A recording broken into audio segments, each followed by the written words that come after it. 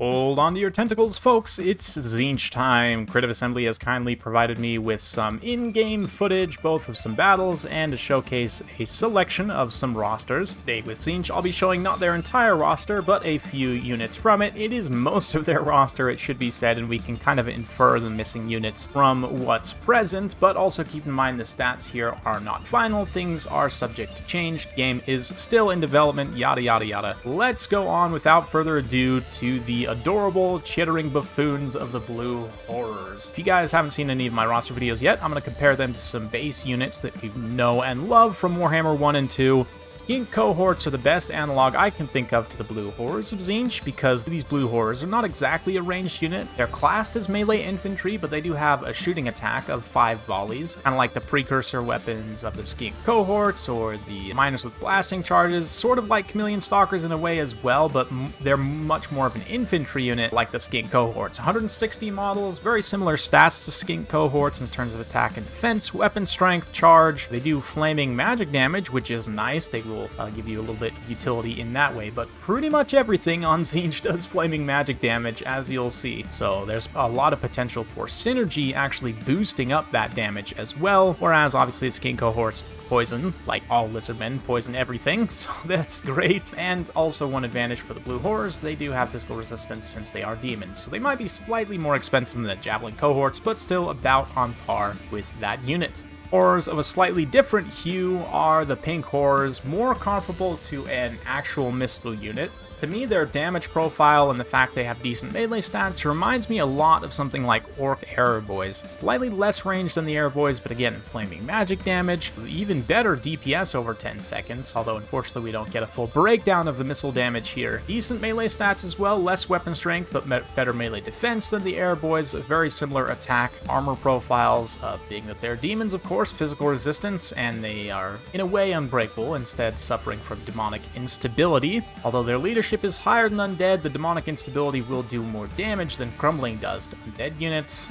But even one level up from those horrors, with an extra set of eyes, we've got the Exalted Pink Horrors of Tzeentch, or in some cases, I guess, just an extra single eye. They are even more damaging, with missile strength on par with something like a Javelin Hunter. Even though they don't have the anti-large bonus, their melee stats are much better than Javelin Hunters, though. They also come with this Arcane Mirth ability, which gives you an additional 20% power recharge rate if they are not in melee. I don't know if this will stack with, more units you bring, but it will mean that at least one Exalted Pink Horror is going to be a must-take in most armies, and I would think you'd probably take at least a couple of them, given that they do seem to be pretty solid units overall. Notice their model count is lower, though, but the blue horrors had 160 models, the pink and the Exalted Pink Horrors, though, only had 80 unit models, which is even lower than your standard infantry skirmisher, right? Moving on to something a little bit more familiar, we've got the spooky blue Forsaken of Tzeentch. They're Forsaken with slightly lower weapon strength, but they pick up Barrier. They, again, have Frenzy, same speed, leadership, armor, everything else. That Barrier will help them be a little bit tankier. Also, to help them tank, they pick up 40% spell resistance, which is absolutely huge, especially given that Tzeentch has so much area of effect damaging spells himself. You can kind of toss these guys in and then cast stuff around them without worrying as much about the damage that they will take. They'll still take damage from it, certainly, not nearly as much as the enemy units, ideally. Hot off the presses, we've got the Flamers of Tzeentch. Now, I expect these guys to be a little bit more like a salamander hunting pack, but in fact, it does appear that they're proper monstrous infantry with a model count lower than even Sepulchral Stalkers, although their DPS is more than twice as much. The Sepulchral Stalkers' burst damage is pretty impressive against specific targets like foot and horse characters. Flamers of Tzeentch I do think will be better against a multitude of different targets. They also come with this very fancy new contact effect called Warp Flame. It's essentially weakness to fire of what you'd see of Flammable, like half of that, right? Flammable, I believe, is 22% weakness to fire, and then half Armor Sundering, which is 30, Warp Flame having minus 15 armor, right? So it's like a half and half of those two effects smashed together. Will greatly synergize, considering that a lot of the missiles that we've seen, at least from the base infantry, are non-armor piercing. The Chaos Knights and the Doom Knights are also non-armor piercing. So although the Flamers themselves will deal armor piercing damage on their missile attacks, that minus 15 armor will just help the rest of your army do that much little bit extra damage. I mean, 11% extra damage and an additional, bypassing of armor, both very, very useful, I think. And it means that Flamers are going to be an essential synergy unit for you to bring.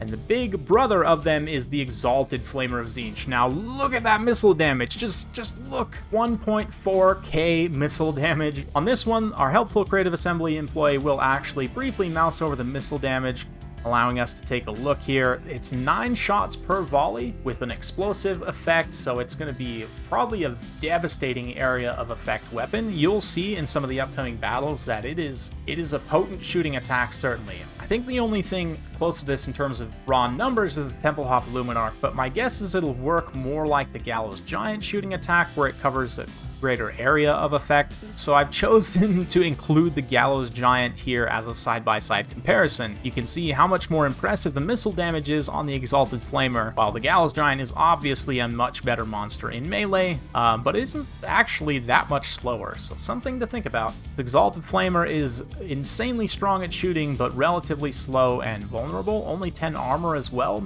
and relatively low HP, looks very squishy, so you'll have to use it very well. Probably a better comparison would have been the Ancient Salamander, but we'll see his card later on when we compare a different unit.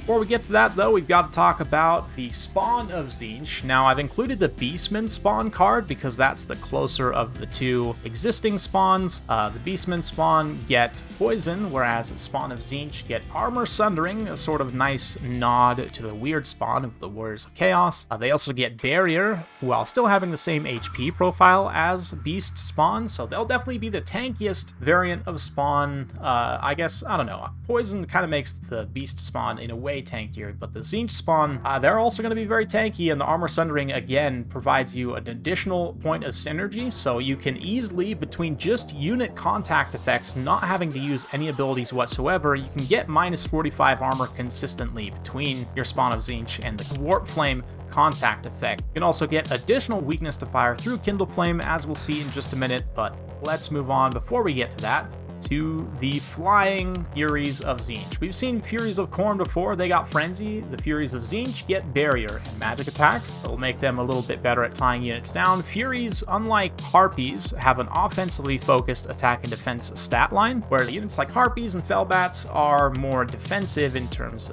of their attack and defense profile. The Furies, though, of Tzeentch specifically, will still be pretty good at tying units down, I think, because of that extra barrier, giving them more survivability versus the other Chaos Fury counterparts. I mean, it remains to be seen the Nurgle Furies and Slaanesh Furies, if they have them, what effects they'll have, but most likely this barrier will allow you to cycle charge pretty effectively as long as you're not staying in combat for too long with the Tzeentch Furies here. Much more unique flying fast attack unit, though, are the Screamers. Yes, one of my favorite faces in Total War Warhammer 3 so far. Just, I mean, they look so tired.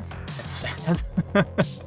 Anyway, they've got Vanguard deployment, cause fear, 16 per unit, much like Vargeist. In fact, there's quite a bit of similarities to Vargeist in terms of their attack defense. Vargeist do have better attack and defense and weapon strength, but they don't have anti-large.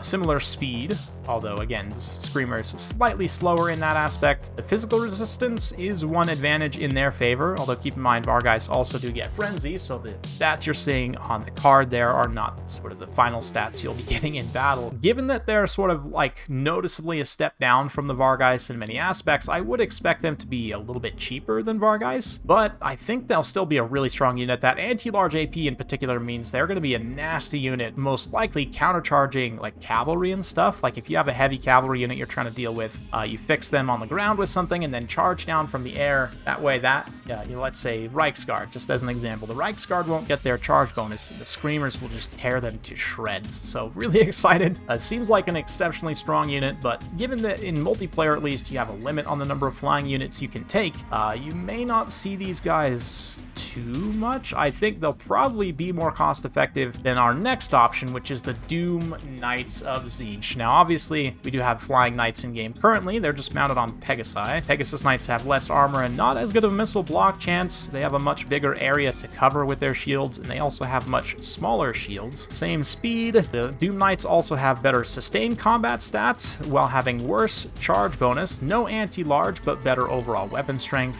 They also have Vanguard deployment and cause fear. Very comparable in many ways to the Pegasus Knights. Hopefully their animations work a little bit better than Pegasus Knights. Currently, multi-model flying units in Warhammer 2 don't function very well when charging, especially single entities, but in general, charging from the air to the ground against any low model count units doesn't work very well, so I'm hoping that gets fixed for Game 3. But a very cool unit, certainly. I just don't know with how much they cost. It may be more cost effective to take the Screamers in that flying melee slot, but a very, very cool unit nonetheless. A unit that I think you'll see more often just because they don't take up that flying slot is the Chaos Knights of Tzeentch. Comparing them to the basic, regular old Chaos Knights against very minor stat differences that may purely be just balance changes from game 2 to game 3, but they're just Chaos Knights with barrier. Chaos Knights with swords and shields are already, in my opinion, very good heavy cavalry unit. There's not a lot of like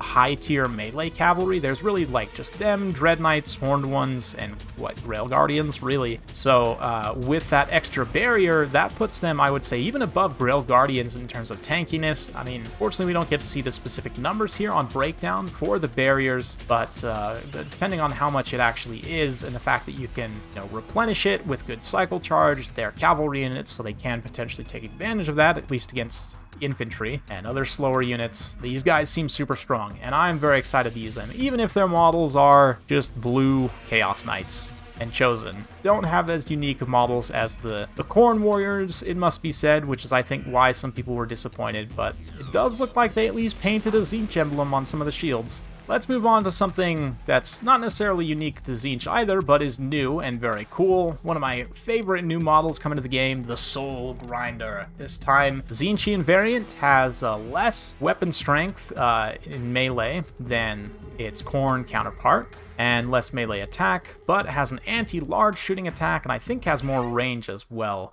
Very comparable to the Ancient Salamander, as I mentioned with the last Soul Grinder, although better in many ways. This one has a little bit closer of a stat line in terms of attack and defense to the Ancient Salamander. Very strong shooting attack. Unfortunately, we don't get to see how much anti-large is on that shooting to see how much more it would be over the Ancient Salamander, but definitely will be a potent fighter ranged hybrid unit. Relatively limited ammunition though, so you'll definitely have to use it in melee, I think, to get good value out of it. One advantage it also does have over the Khorne Soul Grinder, of course, is the barrier, as with all Tzeentch units. Now on to some actual chaos magic, starting with the Cultist of Tzeentch. This guy is your Lore of Fire caster. Since Tzeentch demons can't actually use Lore of Fire, they can only use Metal or Lore of Tzeentch. This is your Kindle Flame here, so you'll probably want one of these guys in every single army and just spam cheap spells as much as you're able to while still utilizing your other magic just to be able to get those procs of Kindle Flame. But he also has some other really fun abilities here. Power Stone is an item we've seen before. It does give a permanent plus 10 power reserve per second, right, while it's active. Only one-time use, but still 80% power recharge rate's always nice. Also a summon. Summons are always nice. Again, another reason why you would pretty much always want to take this guy is you can summon a unit of pink horrors. My guess is in campaign you'll be able to take more skills to get additional summons. Summons are super strong in multiplayer, so I get them not wanting to go too far into that and just have the one use, one time, a pink horror summon. Should be quite good. In particular, as shown by Vampire Coast with their pistol zombie summons, ranged unit summons in particular are quite rare and quite powerful. So the fact that it is a unit of pink horrors that will come out with some potent ranged firepower, you can use this to open up on some units in unexpected positions, so very excited for that. And then the rest is just your standard Lore of Fire. He's got wounds, he's got this item here which is plus 12 melee attack, plus 12% base weapon damage while whenever he's casting a spell. He seems like a pretty useless character in melee though, so I don't know if you'd really ever want a cost of this, I don't know if it's worth the cost, I should say, to take, but anyway. Now, unfortunately, we don't get to see any characters on the disc mount, but but helpfully this Iridescent Horror has been mounted on the Burning Chariot, so we can infer its stats from that. Basically, the Burning Chariot is this with an Exalted Flamer mounted on top, so the missile damage will be much higher. With the Iridescent Horror mounted up top, the stats remind me a lot of a Flying Medusa. The missile strength is non-armor piercing, but overall same missile damage over 10 seconds. Very similar range, ammunition, even the combat stats are quite similar. Of course, the main difference being that the Iridescent Horror is a character with spellcasting abilities and can fly, which is two very important, huge differences. Quite potent up in the air here in terms of abilities. He's got Locus of Change. This is an area of effect augment to increase missile damage. Given that Tzeentch is the shootiest of the demon factions, that does make a lot of sense. Will be nice to get that good synergy. Also has Lore of Tzeentch. If you want a full breakdown, I've already done a video about the spell reveals. Briefly touched on them as he goes through. Pink Fire of Tzeentch is a cone style, spell attack that also confers Warp Flame. Blue Fire of Tzeentch is a magic missile. Again, that confers Warp Flame. Treason of Tzeentch is an area of effect, minus 16 leadership. Lean Magic. Okay, so this one I actually did want to look at the numbers on, because if you don't get more than 8 Winds of Magic back for casting this, then it's mostly useless to cast. I mean, yes, you do drain your enemy's power reserve, which is very interesting to actually think about. If that's a permanent drain on their power reserve, that could actually be quite powerful against certain factions. But depending on where you're at with your own reserves or recharge rates, it may not be actually worth it to cast this. You may not get enough Winds of Magic back to make it worth it, but we'll have to actually see in battle what your average return would be based on your existing power reserve and all that jazz. But very, very interesting. Tzeentch's Firestorm, again, more Warp Flame and a nice big triple vortex. And I say big, it's actually small vortexes, but it's a big spell. And then Infernal Gateway, a large stationary area of effect, Pit of Shades style damage spell. No Warp Flame, interestingly enough, on that one though. As for the rest, the Burning Chariot, as do all demons, causes fear, can also fire while moving, of course has wounds. The Lore of Tzeentch attribute gives 11% damage resistance map-wide every time a spell is cast, similar to Lore of High Magic. Shield of Sapphire. So definitely seems like a very powerful flying missile mount option, even if you don't end up taking spells on this guy. We'll have to see how much the regular Burning Chariot costs, with the missile damage versus this guy, but it may be that he's worth taking even without the spells. But definitely seems like a very fun unit, very fun character, looking forward to using them. What can I say about Big Groot? Such a soft place in my heart for this derpy dodo bird. Now can fly though, which is very cool. Stats wise, he is very different to the Lord of Change that we all know and love from Warhammer 2, who's been ground bound this whole time. Sarthrel the Everwatcher. Sarthrel is unbreakable. He doesn't suffer from demonic instability, which the Lord of Change does. A Lord of Change is flying at 90 speed though, which is just fantastic. A better melee defense, less melee attack. Does get primary armor piercing damage, which Sarthrel lacks. Less charge bonus, and also lacks the resistances, most importantly, that Sarthrel has. Sarthrel with this missile and magic resistance has for a long time, because of that, been quite tanky in certain circumstances. The Lord of Change does not carry that over. But notice how the Lord of Change does actually have spells. So we have confirmation now at this point that there will be units with actual spellcasting abilities, and they only come with 2 spells. You can't select what spells you want to bring, my guess is, but you can cast spells with them, so the benefit of having an additional unit level caster remains to be seen. Certainly is very interesting to have this unit with this capability. The question is, how much will it cost, right? Like, the stats are pretty good for a monster. They're not the best, but they're alright. The question is, how much of a premium do you pay for the ability to cast spells on a unit? Remains to be seen, but certainly the Lord of Change has never looked better. Finally, though, we've got the big bird himself, the new king of the skies, Kairos Fateweaver. Stats-wise, is actually less impressive than a regular Lord of Change, but his spell loadout is amazing. I mean, this is one of the strongest spell loadouts I think I've ever seen. And that's saying something. In many ways similar to the Ancient Tree Man, in many ways extremely different. He's faster, he's flying. Both are kind of not amazing combatants, but good enough to get by and have some access to healing.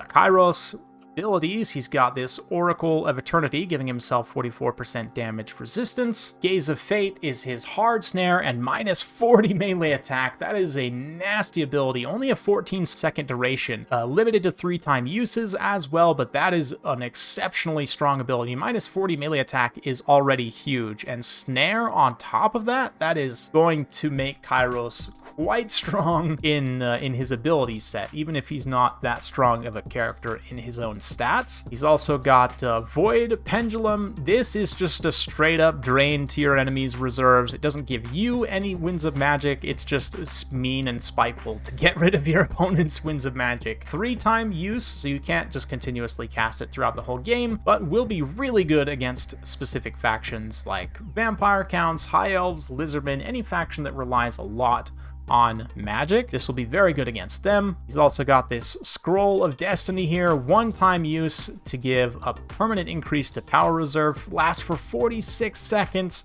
and 0.4 power reserves per second. You combo this with like the Power Stone and some other abilities all at the same time to try and get as much value as you can from it. You could potentially get a lot of extra winds of magic here. Staff of Tomorrow just decreases cooldowns, help you get those abilities and spells out that much faster. For his spell loadout, we've got Regrowth. You'll note it does have a new icon. If you've seen my Cathay roster video, you will have also seen the Earthblood has a new icon, just so that it's a little bit easier to tell the difference between the two. He also has Harmonic Convergence, an excellent cheap buff spell targeted on a single target. Penumbral Pendulum also has a new icon, which looks amazing, much better than before. Much easier to tell exactly what it is. There's no question that that is Penumbral Pendulum, and yeah, it's Penumbral Pendulum. Great spell to have. One of the best wind spells in the game. A little bit worse than Burning Head, but you do have access to that too. Blue Fire of Tzeentch, we've seen before.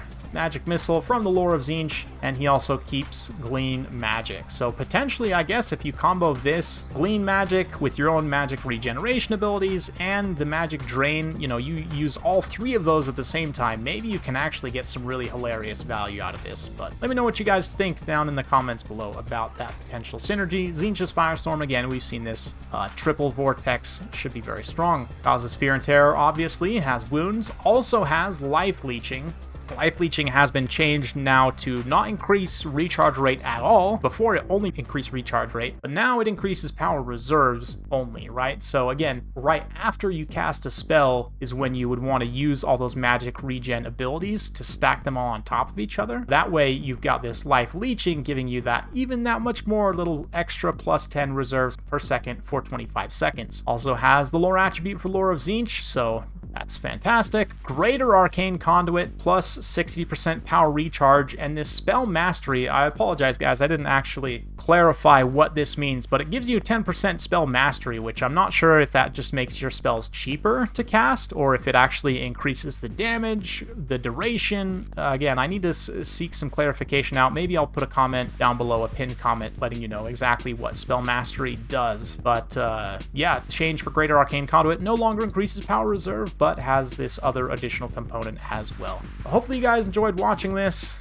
That is it for the Evil Bird boys. Definitely looking forward to using Tzeentch in combat. Looks like it's going to be a very skill-dependent faction to use, especially in multiplayer. A lot of cycle charging, a lot of targeting priority, really all of the tactical concepts that you'll need to be good at Total War, I think will be needed to use Tzeentch effectively. So I'm really looking forward to that. Sounds like it's right up my alley. I may not be very good with them, but it'd definitely be a lot of fun to play. So hopefully you guys enjoyed this. If you like this sort of content, be sure to like, subscribe, hit that bell notification. Every time I upload a new video, you'll be notified. Thank you once again for watching. Have a wonderful day. We'll see you next time.